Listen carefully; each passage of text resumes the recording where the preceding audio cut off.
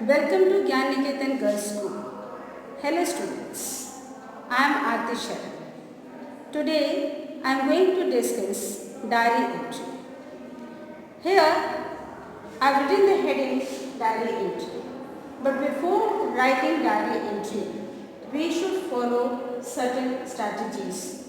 So here few strategies are written to write an effective diary entry.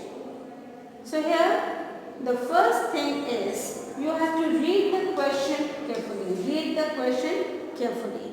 You have to read the question very carefully. What is written in the question, what you have to ask, what you have to write, what is asked in the question and what you have to write. The second point is draw out a rough sequence of events you wish to narrate in the diary entry. So whatever you want to narrate, whatever question is asked, whatever and according to that you want to narrate in the diary, that you have to make a rough sequence. Which event you will write first, after that what you will write, after that what you will write. So that you will write in a sequence. So rough sequence you have to do. So at the end of the page or at the end of the copy, you can do this rough work. You will write out the rough sequence of the events. Then the third point is, in the first paragraph, react to the situation mentioned in the question. So whatever is asked in the question, about that you have to write in the first paragraph. In the first paragraph you have to write about whatever is asked in the question. So it could be your feeling of relief, despair, happiness or anxiety. So in first paragraph you can express yourself, you can express your feeling of relief, then despair, happiness or anxiety, anything. So you will write in few sentences in the first paragraph whatever is your feeling and whatever the question is asked accordingly you will write in the first paragraph. Actually in diary entry there are 3 paragraphs. In the first paragraph you will write like that. Then in the second paragraph you will write the description, whatever you want to write, whatever your feelings and emotions are. And in the third paragraph, then in second paragraph it is written, trace the events with feelings. That's what I explained to you just now. That you will trace the events, the event about what you are writing, the event about which you are writing, that you will write in detail. So you will write about that event in detail in the second paragraph. Then conclude by mentioning the expected future. So then you have to do the conclusion, that will be the third paragraph. In that you will mention the expected future.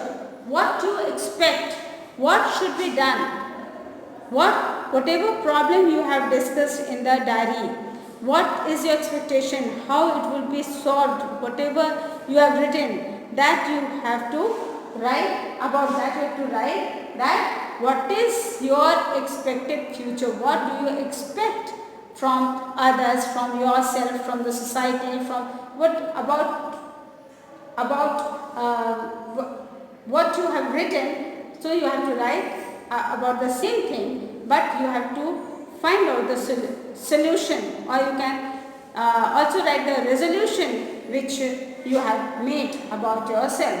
For here, this could be an expectation from others or yourself, or simply the kind of circumstances you expect in near future.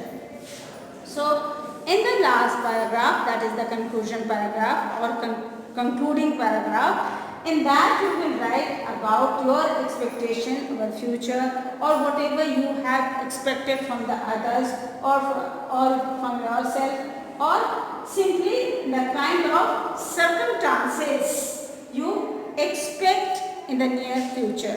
What should be in the near future. And the sixth one is, remember to write the events and feelings in a logical manner.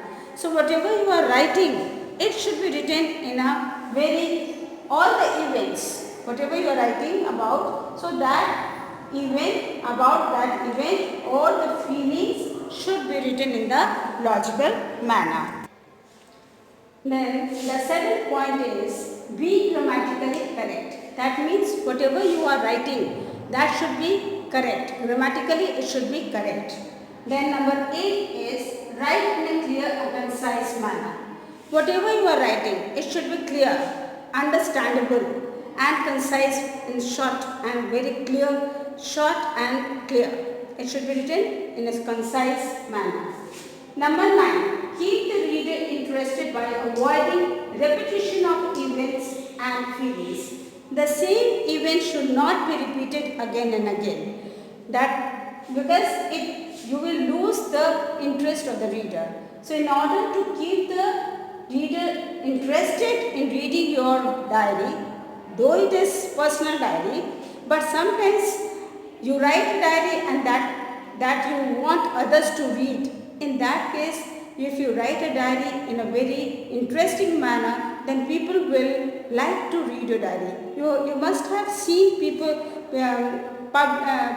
diary published as a story. So it should be written in a very interesting way.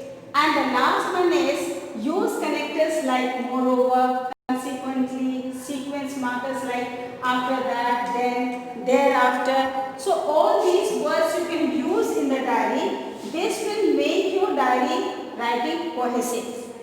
But don't overuse them. Don't overuse them because the others will lose interest. So if you go through all these things, you will understand how to write a diary. But main 5 things you have to keep in mind, or 4 things you have to keep in mind, that it should be written at night. It should be written in first person because you are writing a diary about yourself.